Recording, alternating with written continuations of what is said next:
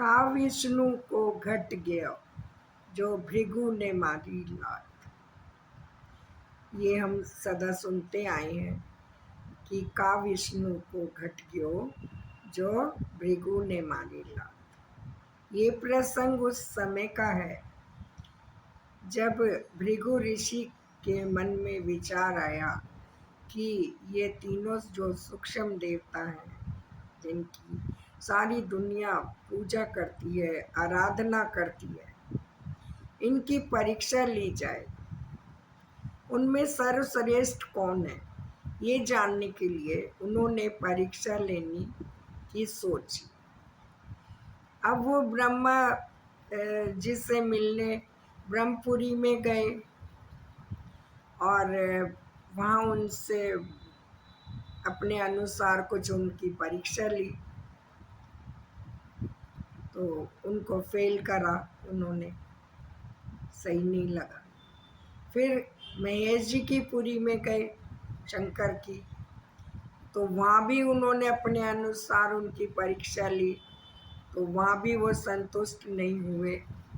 सीधे क्रोध में आते हुए वो वैकुंठ धाम गए जहाँ पर क्षीर सागर में नारायण शयन कर रहे थे। लक्ष्मी जी समीप ही बैठी थी और वो ऋषि को देख के उठे नहीं नारायण, तो सीधे जाके उनकी छाती में उन्होंने लात मारी। जैसे ही भृगु ऋषि ने उनके सीने में लात मारी, प्रभु ने अब उनकी लात को, उनके पैर को अपने हाथों में ले लिया और कहा, प्रभु मेरा हृदय तो कठोर है, कहीं आपके ये कोमल चरण में चोट तो नहीं लग गई। बस ये सुनते ही उनका हृदय, भृगु ऋषि का हृदय द्रवित हो गया। उन्होंने कहा मेरा हृदय तो, नारायण ने कहा मेरा हृदय तो पाषाण का बना है, प्रभु आपके कोमल चरण है, आप को कहीं चोट ना लग जाए, इसके लिए मैं आपसे क्षमा प्रार्थी हूँ।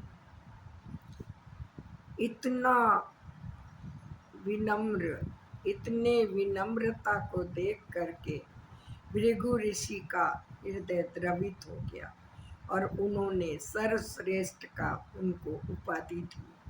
नारायण सर्वश्रेष्ठ है, सभी देवताओं में सर्वश्रेष्ठ है, ये उपाधि भृगु ऋषि ने उनको प्रदान की। अब ये प्रसंग हो गया, उनका आदर सत्कार हुआ भृगु ऋषि का, लेकिन वहीं पास में बैठी हुई लक्ष्मी जी, उनसे ये दृश्य नहीं सहा गया। उन्होंने भृगु के इस कृत्य को सराहा नहीं, उनको शाप दिया।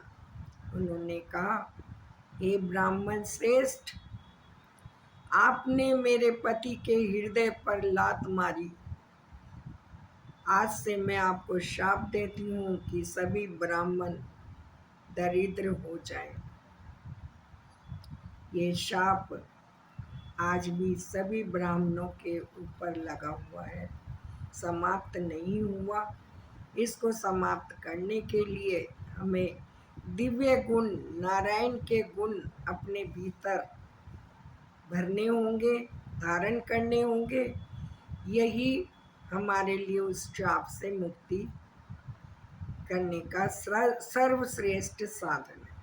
जब हम नारायण के समान सर्व गुणों में संपन्न बन जाएंगे, 16 कला संपूर्ण निर्विकारी, डबल ताजधारी, तब जाकर के हमें ये शाप से मुक्ति मिलेगी। इसलिए बाबा ने कहा, बच्चों तुम अपने पांचों स्वरूपों को याद करो। तुम पहले अनादि स्वरूप में तुम चमकती हुई आत्मा,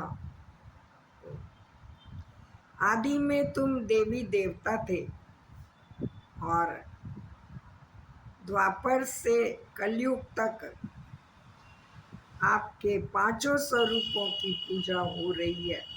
मंदिरों में आपकी पूजा हो रही है और आप सबको वरदान दे रहे हैं। आप वरदानी मूर्त हैं और संगम युग पर सर्वश्रेष्ठ ब्राह्मण बने। ब्रह्मा मुख वंशशाली सर्वश्रेष्ठ ब्राह्मण है और अंत में अंत तो है ही। अब फरिश्ता बन के अपने को फरिश्ता स्वरूप में स्थित करके सारे संसार की संपूर्ण प्रकृति की पांचों तत्वों की हमें पूजा करनी है। हमें उन्हें वाइब्रेशन दे के पावन बनाने हैं और इस सृष्टि को पावन बनाने की जो जिम्मेदारी बाबा ने हम बच्चों के कंधों पे रखी है, हमें कर्तव्य का ताज दिया है, उसको निभाना है और सर्वश्रेष्ठ बनाने में प्रभु का सहयोग देना है। शिव बाबा का, अपने प्यारे मीठे बाबा का सहयोग देना है। इसलिए हमें आज से ही अपने अंदर दिव्य गुणों को धारण करने की लगन लग जाए। 16 कलाओं से संपन्न बनने की लगन लग जाए और डबल ताजधारी, एक पवित्रता का ताज और एक सोने का ताज हमें प्राप्त हो और सतयुग में लक्ष्मी नारायण के जैसा हम बन जाएं। इसके लिए हमें आज ही ये सारे गुण धारण करने होंगे, प्रयास करना होगा। कहावत भी है कि मनुष्य जन्म को खोना नहीं है। ये दिव्य जन्म है, हीरे के समान हमारा जन्म है। इसको हमें खोना नहीं है, इसको हमें व्यर्थ नहीं गंवाना और प्रभु की निरंतर याद में हमें संलग्न रहना है। साथियों, आपको मेरे इस प्रसंग से कुछ सीखने को मिला हो तो मैं आप लोगों से कहती हूँ मेरे इस वीडियो को लाइक करें, शेयर करें और कमेंट भी लिखें ताकि मैं आगे उनको पढ़ के और समझ सकूं कि मुझे कहाँ बदलाव लाना है अपने अंदर। मुझे गाइड करें, उसमें मुझे बहुत अच्छा लगेगा। और चैनल जिसने सब्सक्राइब ना किया हो, जो आज नया आया हो मेरे इस चैनल पर, वे सब्सक्राइब भी करें। आपका धन्यवाद। ओम शांति। मैं रंजना स्नेही जयपुर राजस्थान से हूँ और आपकी सेवा में संलग्न हूँ। प्रभु की दिव्य वाणी को आप तक पहुँचाने में का जो मेरा मिशन है, मेरा वो दुनिया के कोने कोने तक मैं प्रभु की ये बातें पहुँचाऊँ, ऐसा मैं मिशन है। मैं कदम बढ़ा चुकी हूँ, आप लोगों का साथ चाहिए। धन्यवाद।